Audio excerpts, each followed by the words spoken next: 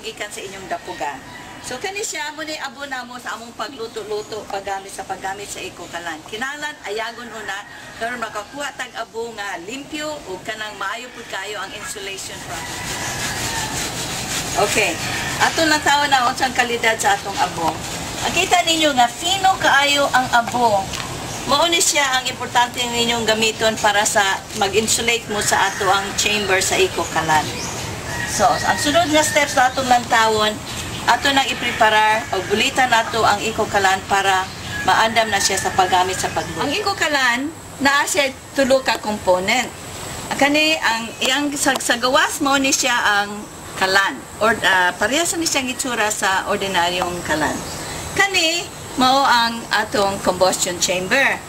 Ang combustion chamber sa sulod pud ini naa siya parilya.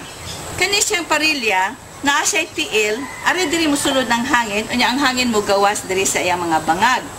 Anya sa ibabaw sa atong parilya atong ibutang ang atong sugnod. Anya ana pud siya dagkutan nga kaning diri sa may bangag-bangag karon ang kalayo paggawas sa hangin o sa pagsiga sa kalayo, ang iyang kainit mo diretso saka diri sa taas paingon sa atong kaldero. Importante kay ang abo kay ang abo mag-insulate man na siya sa kainit gikan sa atong combustion chamber. Ang kainit dili mo lapos maski init ta kaayo magabaga na ang kalayo diri, ang kainit dili good mo lapos sa kahoy tungod sa abo nga iyang gitungtungan. Ipatong ra nimo sa paggamit ninyo sa kalan, inyo gon siguroon nga ang iyang opening diri sa atong combustion chamber, masentro gon na siya. Kay ang iyang katong mga bangag sa parilya, naapod na siya diri sa diametro, sa inside diameter sa ato ang combustion chamber. Ang praber gamito ng iko-kalan, kinahanglan atong bulitan ang opening diri nga naa diri sa atubangan sa atong kalan.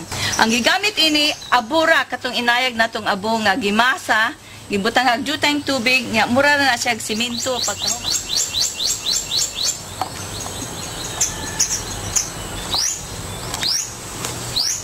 Mao ni siya abo nga gimasa. Magsugod mo og build up sa inyong seal sugod sa base nya pasaka paingon sa taas. Kinahanglan pod nga pagkahuman ninyo og masa nga kanang inyong parilya inyo po na limpyuan kung unsay mga hulog dadto, limpyuan na ninyo karon dili ma-plug up ang iyahang mga bangag nga gawasan sa hangin.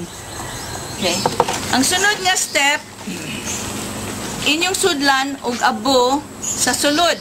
Kay importante kaayo nga ang kainit na sa sulod sa combustion chamber dili makagawas, mapugna na siya by the insulating power of the ash. Nya, praberta mo gamit sa kalan, sa nakita ninyo nga silado na siya, wala na mo gawas ang abo, pero naidahang abo diri sa sulod sa atong pagpreparar. So kuhaon guna ninyo ang abo.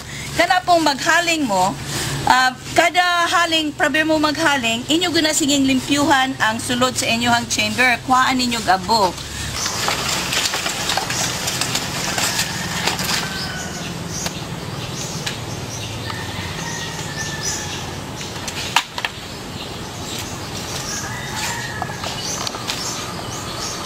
Ang sugnod nga pwede niyo magamit sa iko-kalan, maski lain-lain klase lang. Pwede mo magamit sa talako, buko nga lubig nga gibuak nga gipamala, mo palit og sugnod, kahoy.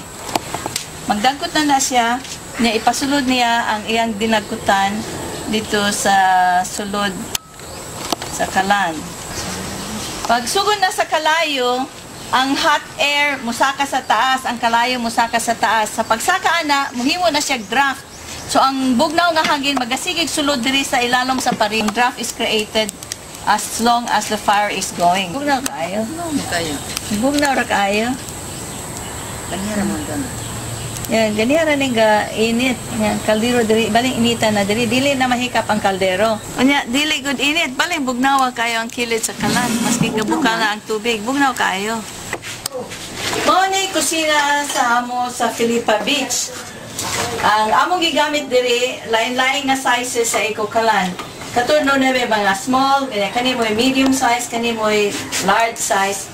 Di namin magpalit-palit tungod ang Filipa Beach puno og mga kahoy, mga lubi, So diha mi nagkuha og mga sugnod nga ginagmay pero makaluto og daghan.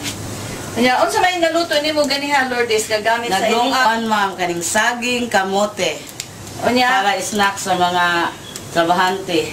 unya unsa na kada Kanila. para kadirig Para utanan na mo kalamunggay, lauoy. man inyong isudan karong gabi. Karong gabi. So buka naman lagi ang tubig. So ready na nga lundan og mga utan. Okay, unsa man Lourdes atong mahikap ning sa gawas sa imong Oh, tanan? hita pa ma'am. Walay Ay, init. bugnaw gyapon.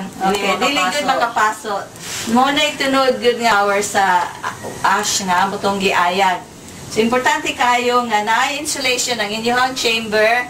Inyong sudlan do nag-abo, bulahan dili mo init. Ini siyang lata nga akong para saka sa parilya, para gamay ra jud ka makonsum nga uling. Nya ako nang ibutang.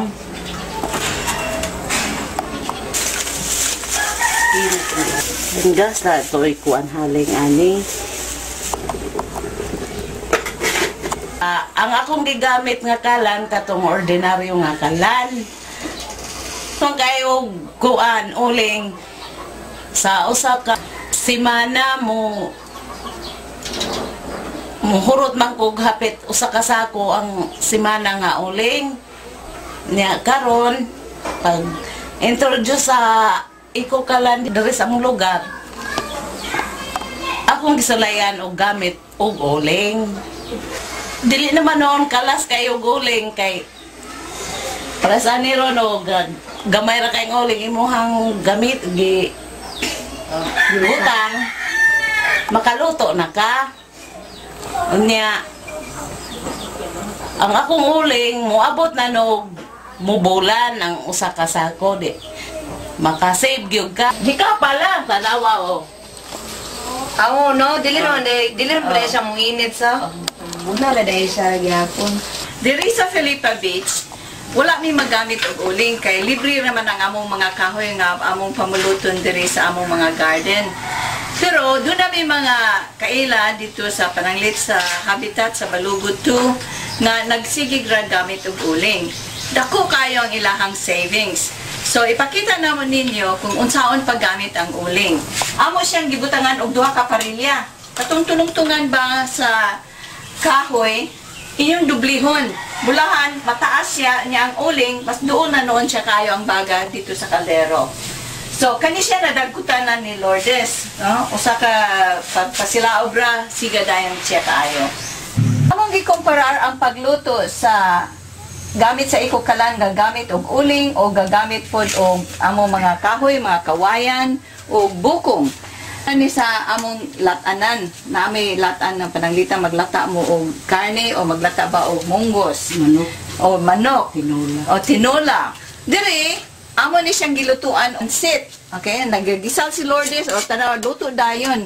Muna ibintaha sa gamit sa among kahoy kay paspas kaayang muluto. Unya wala pud may gasto. Ang uling gipalit ang among mga kahoy diri kawayan ug bukong limbintaha pod sa paggamit sa uling kay dili ra na siya atindahan. Pag mabaga na siya, magasige ra na siya og luto, magpalangay ra. Pwede po siya kaayo nga wala pud kay anuos din na sa ilalom sa lubot. Okay, Lourdes, unsa ba imong overall assessment nimo sa pagpanggamit anang duha? Ang akong ikasulti mga mas maayo guning kahoy-kahoy nga mapunit, mga bukong. Pero okay naman ang kuan ma'am, uling kay di ta magsikis-kis ang kaldero, limpyo ba ang kaldero, gamay ra limpyohan sa kaldero. Katong nagamit og uling, kung mogamit sila sa ikokalan, mas dako gyud ang ilahang savings pod sa dako. ikokalan.